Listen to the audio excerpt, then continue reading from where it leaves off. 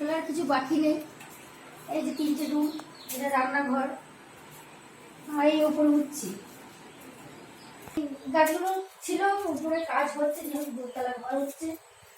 এখন নামিয়ে নিয়েছে দুটো গাছ।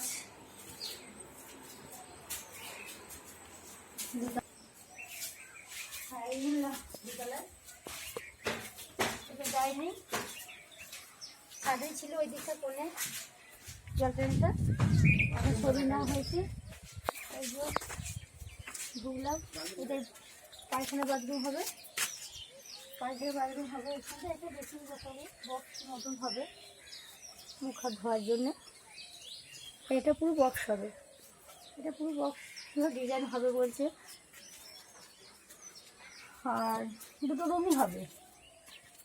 এই যে একটা ঘর, পরিবেশ দিকে একটা রুম কাজ চলছে। দুটো জানলা, 4 ফিট করেই করেছে জানলা দুটো। সেদিকে উত্তরে একটা, পশ্চিমে একটা জানলা, জানলা হবে। হ্যাঁ, আর এই তো দাঁড়িয়েটা একটু বড়ই হবে নিচের তলা থেকে উপরতলা একটু, যেহেতু ঘরটা একটা ঘর, নিচে দুটো রুম, 3টে রুম আর উপরে 2টো রুম। আর এই যে একটা ঘর ঢুকছে, এটা ঈশান কোণের ঘর দিকে।